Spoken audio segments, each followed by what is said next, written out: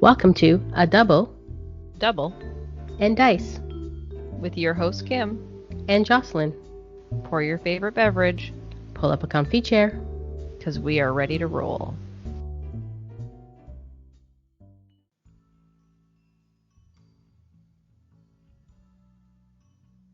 Welcome to episode 42 of A Double and Dice, and we continue on our series of female characters in Dice Masters, and this is our fourth one. We are doing a DC character today, and then after this one we may take a little bit of break, but we'll be coming back with the series. I don't know how long our break will be from this series, but let's just clarify, Kim. We're not taking a break from the podcast. We're no, just from the series. A break from the series of female Dice Masters cards. Yes, yeah.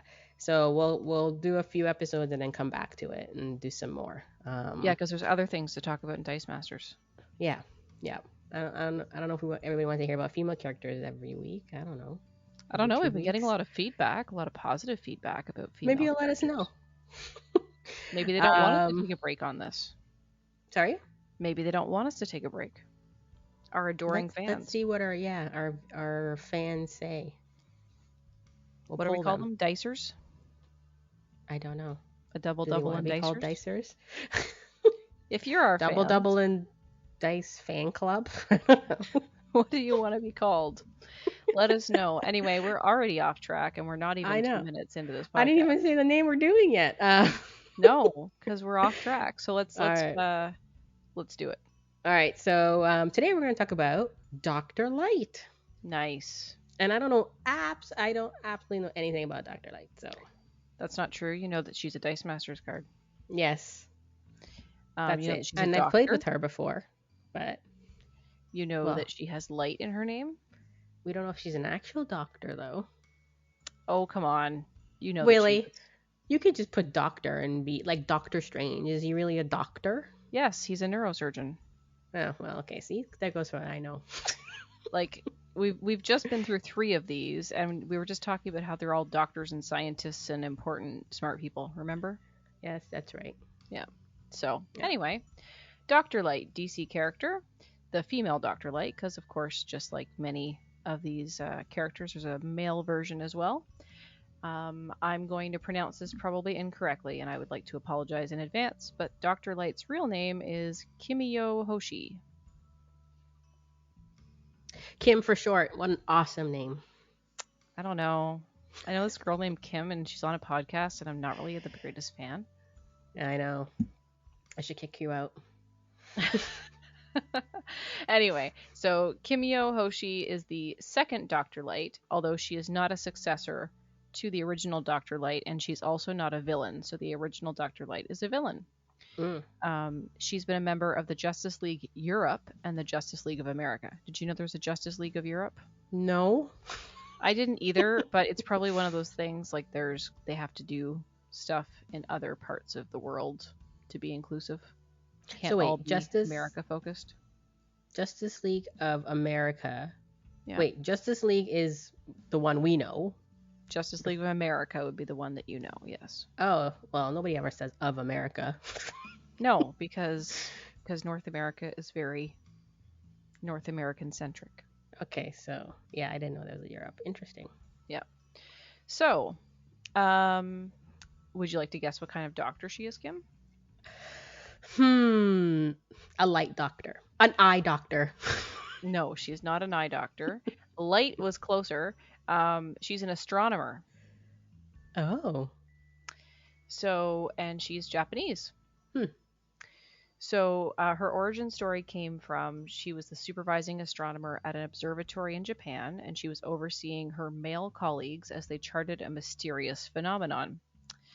Disgusted by the men's fear of the approaching antimatter cloud, she rebuked them, including her father, and ordered them to leave so she could study it in peace. Okay? So it just feels like there's this whole male-female dynamic thing happening, right? Like she's kicking the men to the curb in this particular case. So then we learn that the monitor, who is linked, a being that is linked to positive matter, I can't talk tonight, sensed the great threat of the anti-monitor as it absorbed parallel Earths with his antimatter cloud, and the Monitor created a champion to combat it. So he sent a condensed beam of energy from the Vega star to Earth, which struck Kimio Hoshi, leaving massive destruction in its wake, and she was gifted with the power of photonics. So she adopted the alias of Dr. Light and was assigned by the Monitor to guard one of the vibrational forks required to save the Earth. There were the Teen Titan Starfire and the Outsiders member Halo set out to destroy the machine, and Dr. Light didn't speak English. So she repelled them with force, and Superman was the first one to communicate with her, given his knowledge of most of Earth's languages.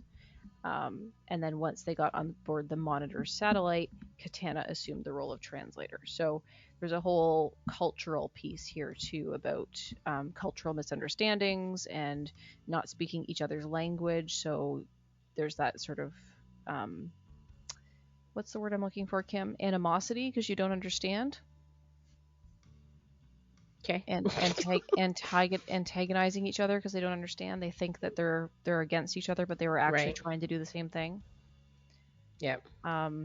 So it says here that she was granted the ability to understand English and accompanied several heroes to the antimatter universe to confront the Anti-Monitor, along with Superman. And they discovered the machines the villain had deployed to destroy the remaining Earths, and then defended Superman as best she could when they were ambushed.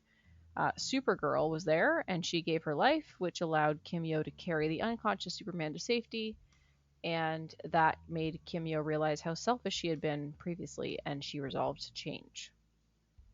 So that's sort of like her origin story. So she just emits light? Yeah, I guess? so it says that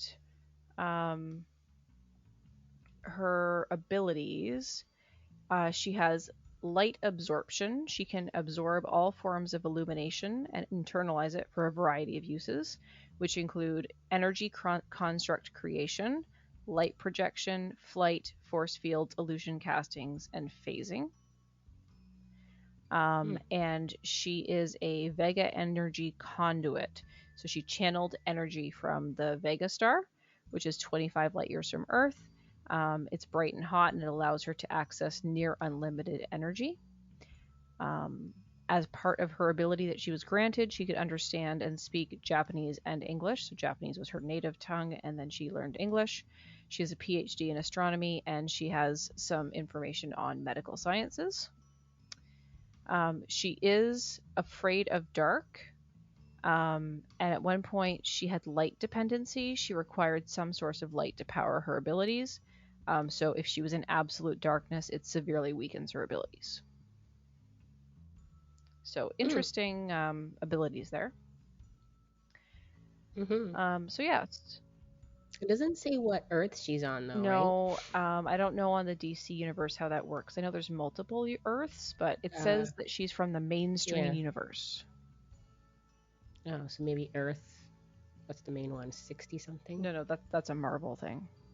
Oh, Earth 616. But no, there's different Earths in DC. Yeah, there are, but they don't number them the same way that the Marvel universe does. So in the Marvel universe, the main Earth that you see a lot of the stories about is 616. In DC, they don't number them that way. They just call it mainstream universe. Interesting. So do you want to guess if she's married, Kim? I'm guessing they all are. Well, in this... Wait, did everybody we talk about was married? Yeah, pretty much. Yeah. She was divorced, actually. But she was married. She was married. Yep. And her identity is a secret. Oh. Okay, so people don't know who Dr. Light is. She's very short. She's only 5'3". That's shorter than me. So her universe is considered mainstream Earth or Earth 1 or New Earth, depending on where that came from. And her first appearance was in 1985. So she's really not that old of a superhero. From the 80s. Interesting. Yeah. So, She doesn't have much cards in the Dice Masters world. Yeah, I mean, so Same before as we Big just jump Barda. into that, she was a member of the Justice League more than once.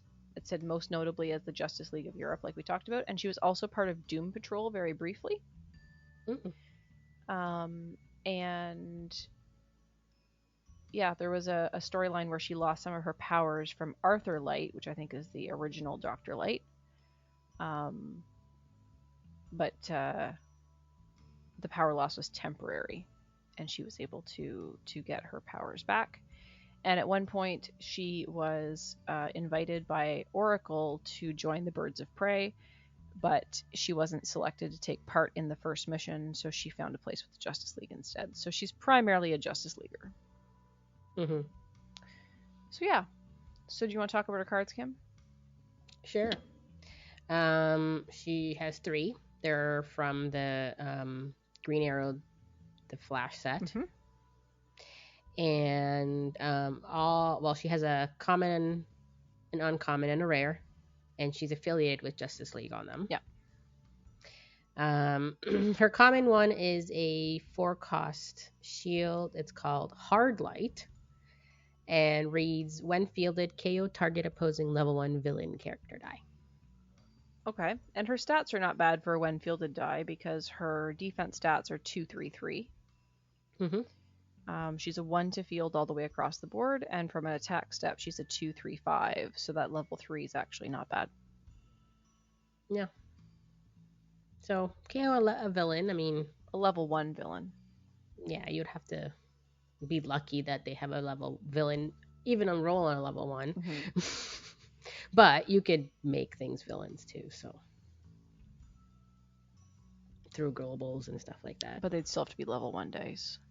Well, you could do a sidekick if you really wanted to KO a sidekick. Yeah, but if you're going to deal with sidekicks, you're probably better to use one of her other 2 cards. Yeah, so that one, okay. Her uncommon one is also a 4-cost shield called Blinding Bright. And it reads, while Dr. Light is active, opposing sidekicks cannot block. I like that one. I like that one a lot. Was this one I used maybe one time? I don't know. Yeah, that's a good one. It's like you can't chump block, so with your sidekicks. Yeah, that's, I mean, a lot of people field sidekicks to keep them out of their bag and keep the bag thin and circulating the stuff they want. And if they can't block, they're just sitting there, they're wasted. Mm-hmm. Yeah, that one's pretty good, actually. It's not bad. And her last one is a 3-cost shield called Actual Doctor. While Dr. Light is active, opposing sidekicks deal you no combat damage. That's really interesting, especially in the golden meta where there's a lot of allies, because allies are considered sidekicks in the field. Mm-hmm. So I think about, what was that one that was really popular there for a while? Wong. He was an ally. Yes. And I think the other one was Foot Ninja from the Turtles set. And he was an ally, and they could deal you like a lot of damage. And there's things in Golden that like make sidekicks unblockable if they attack alone, or there's the Insect Plague Global. So if you have an ally with the Insect Plague Global to make the sidekick unblockable, and then you buff it up with a bunch of, whatever things, parasites to add attack and defense, or just globals that increase its stats. No combat damage from an opposing sidekick. I always feel like anything like her uncommon and rare, they sound good, but you almost have to be lined up with the right situation to use it. Sure, I feel like it's so it's got to be there, and if it's not, then her card's kind of useless. Like you can't really throw her on a team, but it can't be your main focus. I think that her uncommon is probably the most useful. Mm-hmm. With opposing sidekicks can't block.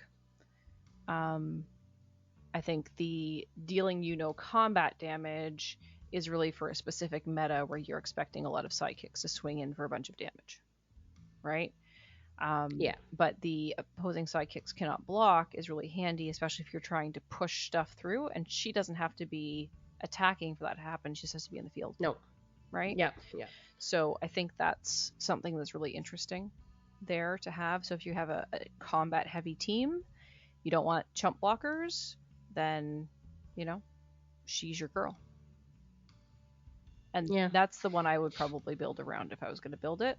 But I also think if you think about this from a draft perspective, Kim, which we don't often talk about, both of those would be really good in a draft environment, because we know in a draft environment, a lot of people are fielding sidekicks and pushing through with sidekick damage as they try to get whatever they can out of their team that they've built with the drafted.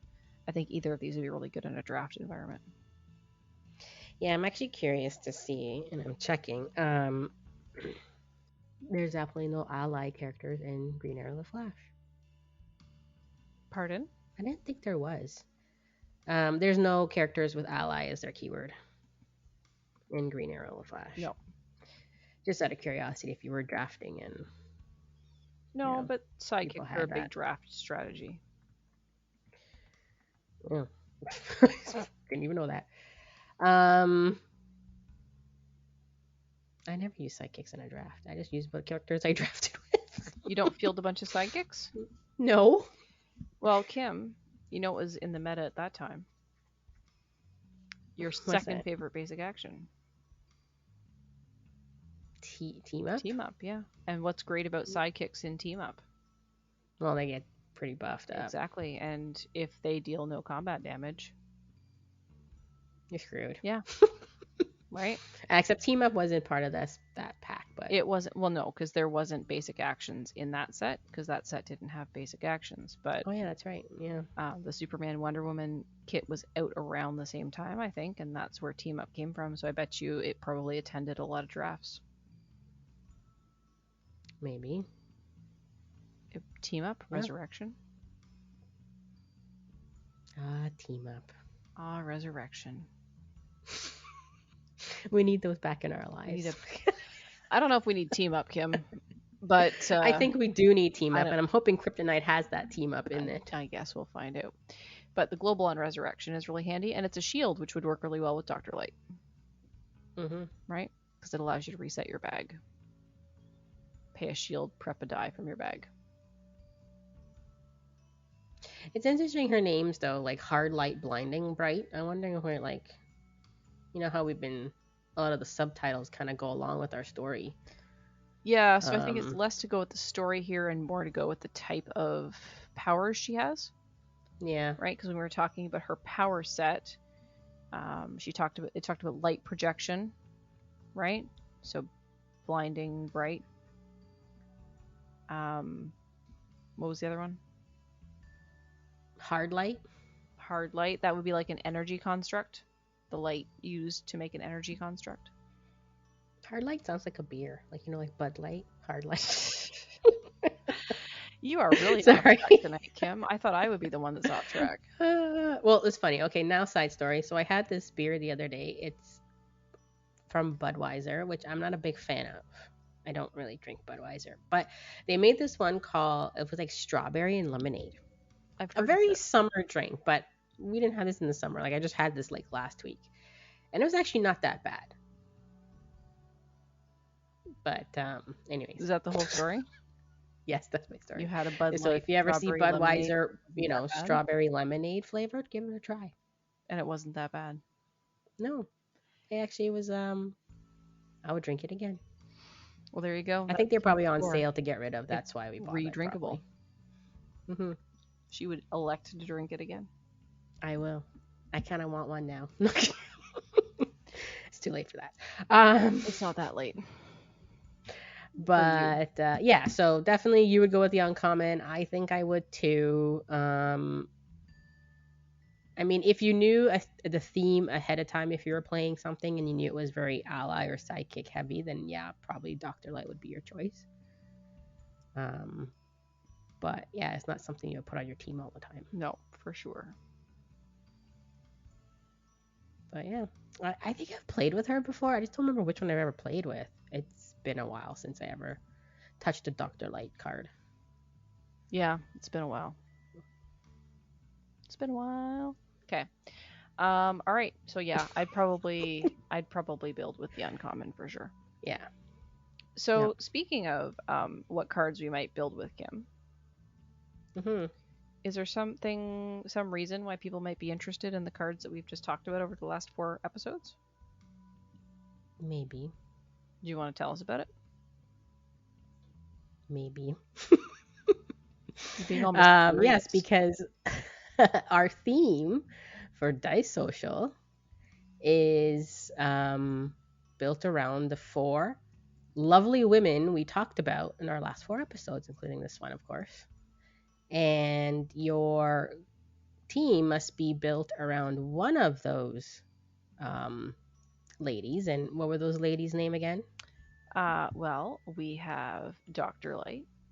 Mm-hmm. We have Sasquatch. Mm-hmm. We have Big Barda. Mm-hmm. And we have She-Thor. That's right. So your main focus is you got to pick one of these ladies and pick one of their cards, and you have to build your team around her. So she's got to be the star, and you got to purchase her to win. So if you don't purchase her, then you don't get the win. But so pick one of those, build your team around it, make her the main character, the main focus.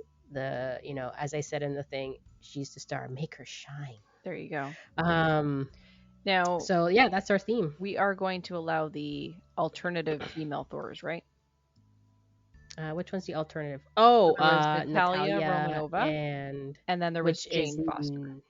Yeah, Natalia, I would say no to, just because that is not green card. Okay. You don't want to be up against that. Because when she attacks, she does 4 damage to you. So, I would say no to Natalia. Okay. But Jane Foster would be okay. Yeah. I mean, it's a green, so just, she's a very strong card, Natalia. Green means she's friendly game. Yeah. Plus, you might be... No, she's not tough to get to. So it is golden, so you can use any sets you wish to build your team. And this is happening on Saturday, September 25th. AKA right after this episode comes out. So you have your choice of 4 ladies to build your team around. And like Kim said, they need to be your star, they need to shine, and you have to have purchased them, and they need to be sort of instrumental into your build. Yes. Yep. So yeah, it'll be very interesting to see who's going to be popular and what they bring. Which one? Yeah, ones we talked about what we like, maybe one different, but it'll be very interesting to see how people build around that. For sure. So yeah. So that's Dice Social for September. And I think we're going to talk about something coming up in October at the end of the episode, but we will not be holding a Dice Social in October as a result of that thing that we're going to talk about later. The thing, yes. Let's not forget to talk about the thing. We won't. We absolutely won't. That reminds me of this comic book section in the Fantastic Four / Future Foundation stuff, like when they were getting ready for the Future Foundation. And Johnny had this like reminder text in his phone. It says, "Don't forget to ask somebody about the thing." And so he was all confused because he couldn't remember what it was about, because Johnny is a Human Torch, right?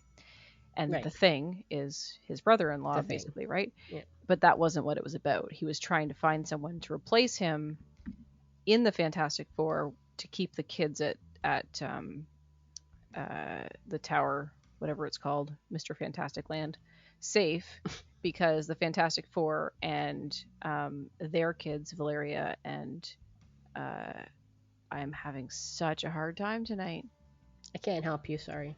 Anyway, this is really bothering me, but whatever. So the Fantastic Four plus Reed Richard and Sue Storm's kids were going to go on this trip. They were only supposed to be gone for 4 minutes, but just in case things went wrong, because in comic books, do things ever go wrong, Kim? No. Always. So just in case something went wrong, they wanted to have other people there to protect the rest of the kids at the tower. So the thing he was supposed to ask someone to do was to take his place in the Fantastic Four, but he didn't remember what it was. He's like, oh, so he was with Jennifer Walters, She-Hulk, and said, no, it wasn't Jennifer Walters. It was Darla Deering. Anyway, Rob's going to he's going to be like, you have completely butchered the story. I can just wait for it later. He was with Darla Deering, and he said, what do you think of the Thing? And she's like, he's a nice guy. Why? But that, anyway, was not the whole point, and it was a funny comic story, and I'm going to stop talking now. You thought my bear story was okay and bad. Hey, your story was short. Mine was long. And it had a point. Strawberry lemonade. Go for it. It had a point in my head. Anyway, because we were talking about the Thing, we are off track again. What else is going on in today's episode, Kim? How about that dice bag of ours? We got a few things. Let's talk about the dice bag. So we got a lot of feedback. The dice bag is quite heavy. We're going to start with an email we got from Andy. So thanks, Andy, for reaching out. His email title was Sasquatch! ! And he says that he digs Alpha Flight. He always thought that they would make a fun team pack for Dice Masters. I 100% agree. That would be amazing. He said he named a bunch of the folks: Guardian / Vindicator, Sasquatch, Shaman, Puck, Aurora, North Star, and Snowbird, with probably Marina, although Box would be cool as my 8-character lineup. So I'm not as familiar with Alpha Flight and don't have any stories to tell you about those ones, so you're safe. He wanted to say that the Sasquatch Great Beast Tanorak was brilliant with mutation. You spin Sasquatch down, spin up another character, and when you do that, Sasquatch spins back up. And he said that she was particularly effective with Wolverine Logan and Hulk Out. So there's some team ideas if you wanted to build around Sasquatch. And he says, as always, I'm a huge fan. Keep doing what you're doing. Thanks, Andy. Thank you. Really appreciate that. And we always love it when we get an email from you. We heard from everyone's fave hero, Donnie, and he reached out to us via YouTube. Always. And he watches our episodes on YouTube. They go up on Monday afternoons.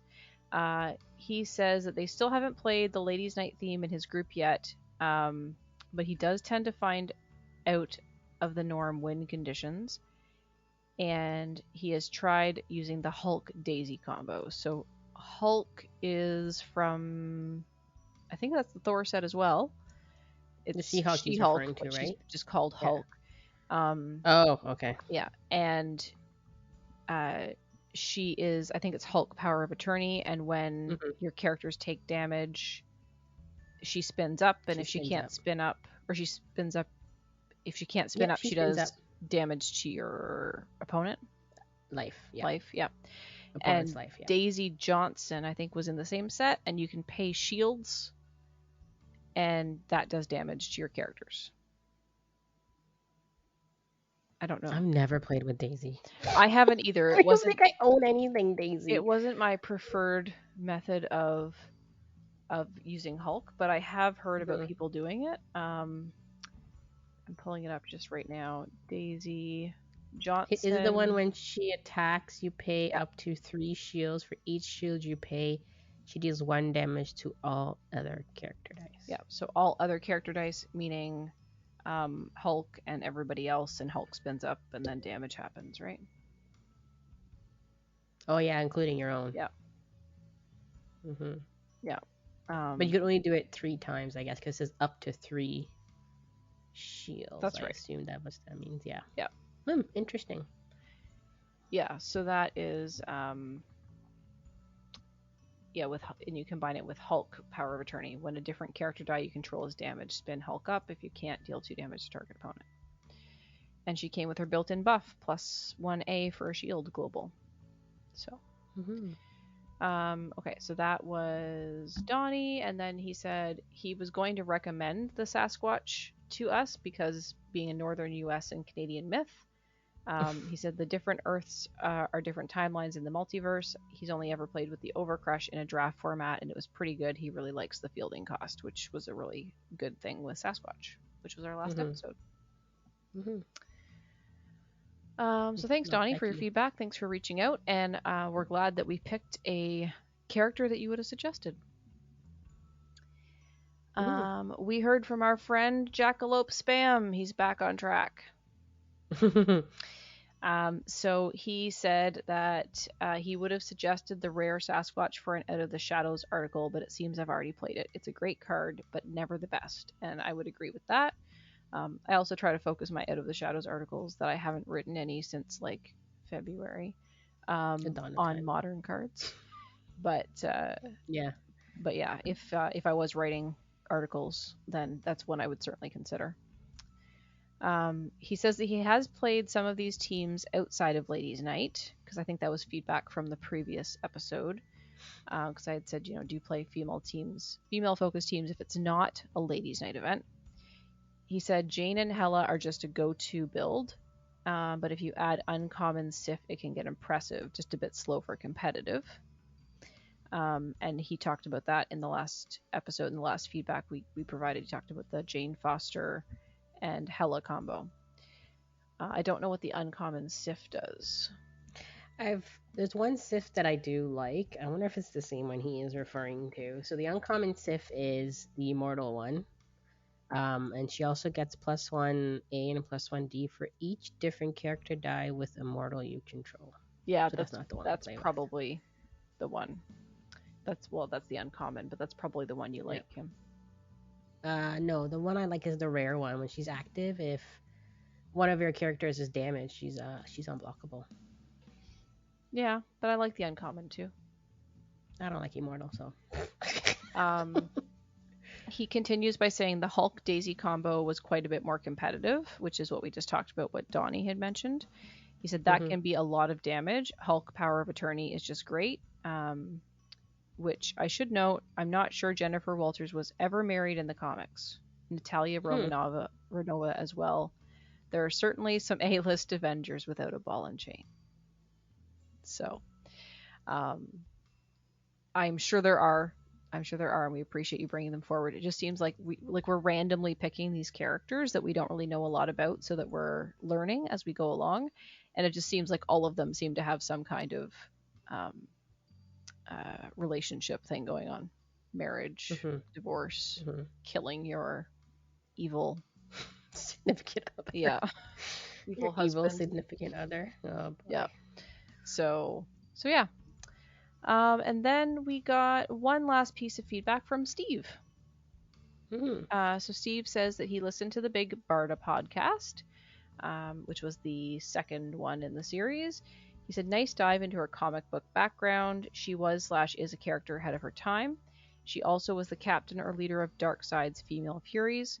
And in the last Mr. Miracle run, one of the funniest consecutive panels I've seen was Scott and Barda battling henchmen, all the while having a conflicting discussion on remodeling the house. Really funny.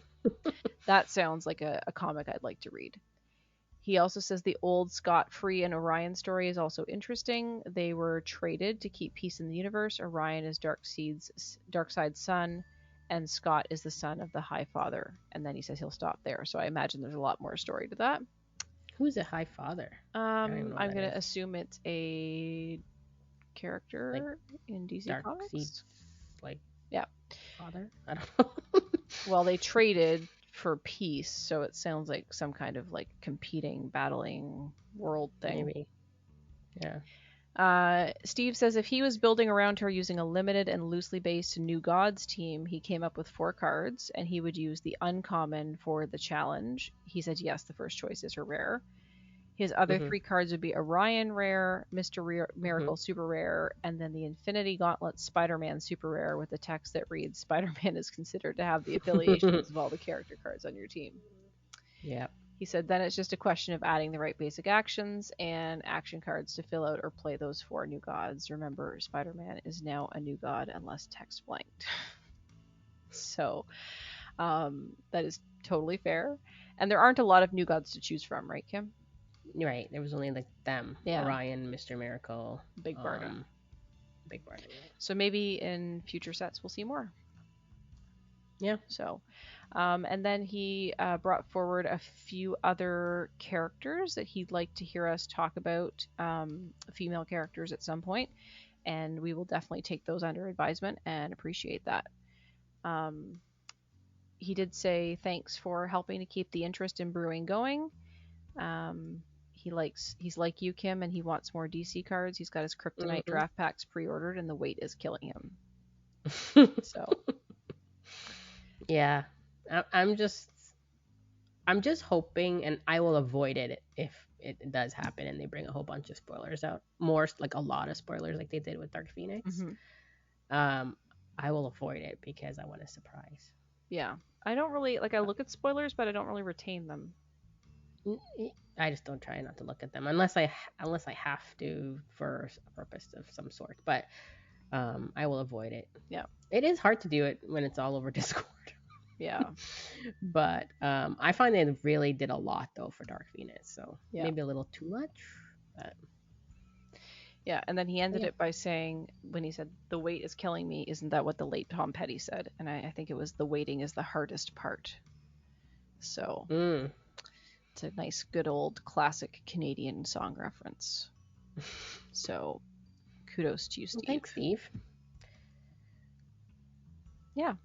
Thanks, Steve. Thanks, Donnie. Thanks, Nick. Thanks, Andy. It was great to hear from all of you. I hope that I did not bore you with my horrible rendition of what that comic book panel was about. But just remember, when you ask someone about the thing, it's probably not about the thing. What thing are you talking about? I don't know, Kim. What thing am I talking about? Should we get to the thing? Let's get to the thing. The thing that's happening on Saturday, October 23rd. That's the thing I'm talking about. We are going to roll for the North. Two. What is Roll for the North 2, Kim? That's right.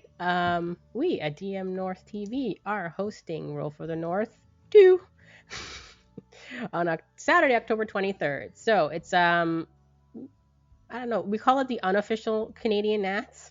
That's right. Yeah. So yes, we are in the works of that. Jordo did some spoilers and he dropped the last one of the date. We are working out all the details, so hopefully that will come out soon, but we can give you a little bit of what the theme is about, I think. We can. I think we can, Kim. I think we can. Yeah. For the, 6 people. We'll do it now and ask for apologies later, right? That's Is that right. how the saying goes? Yeah. Beg forgiveness instead of asking permission. Or something like that. Yeah. So is a golden constructed event. Limited. Please note, there will be bans. Yes. And which we won't get into because it's not set yet. But and it's a double single affiliation. What does that mean? I'm gonna say that a double single affiliation means that every card has to have 2 affiliations on it. No. Okay. Well, I guess that would be a double affiliation. That's right. Jordo. Double affiliation. Maybe for next year. Okay. Save that one for future. Or double. Hey, this is not official yet. It's not out. No, we're not going to do that. You know how much work's gone into this? Actually, so what a double a single affiliation is half your team must be from one affiliation while the other half is a different affiliation. That's right. So you're going to have 4 cards on your team of one affiliation and then the other 4 from of another affiliation. Whatever universe you pick, your back has to match that, I believe.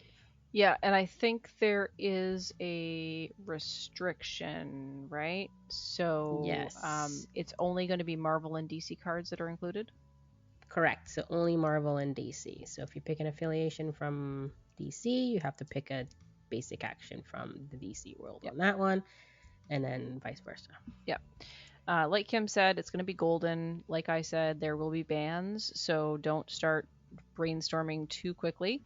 until the information's all out. We're just we want it to be a competitive event, but we also want people to have fun, and we know that in Golden it's really easy to break these formats and end up like with a turn 2 or a turn 3 win. So we're going to try and limit that a little bit with some of the bands. So stay tuned. More information will follow. It'll be posted up on dm-north.com very soon. But in the meantime, that is your little teaser to wet your whistle and start your team building brain. It's time to play some competitive Dice Masters. Yep. Start to get excited. Woo, woo. Yeah. Hopefully it will be a fun day. Yeah. Hopefully it's not snowing. Well, I mean, it's the end of October, so October. probably where we are it'll be okay, but I can't count on where Jordo is. Yeah. Because I have a friend that's in Calgary right now, and I just heard that it might snow this weekend. So. Oh my gosh, really? Yeah. And here we are getting like, feels like 30 something. It's going to be 35 Celsius tomorrow, which for those of you in the US is just disgustingly hot. Yeah. So I didn't want hot weather anymore. No, I'm fall done. Weather. I'm done. I'm done with hot weather. I'm ready for fall. I know. So. What is going on here? But anyway, so yes. So October 23rd, save the date. Yep. Double single affiliation, more details to follow, and come along and roll for the North 2 with DM North and friends. Or most of DM North and friends. Because I probably won't be there. Yeah, I know. You'll miss me. So that is why we don't have Dice Social in October. That's right. Because we're doing the thing. And what's the thing? Yes. The thing of Roll for the North 2. There we go. You know what? Every time I think of doing that too, it reminds me of the marshmallow guy from Ghostbusters. When he puts up the 2 for, I think it was Ghostbusters 2. Isn't his name the marshmallow guy? I don't think he's made of marshmallows, is he? Yes, he is. Is he marshmallows? I don't know. It's been so long since I saw Ghostbusters. Pretty sure he's the state marshmallow man. I don't know. Anyways, it reminds me because he puts up the 2 in the thing. And anyways, how can people reach us? You can reach us in a lot of different places, and we're just going to go right into that now. So you can. I don't think we have anything else to discuss. At DPodcast@dm-north.com. You can leave a comment on our episode post like Steve did at dm-north.com. You can reach out to either of us on Discord. I am at JoceStitch, JOCE Stitch. Kim is at SuperK.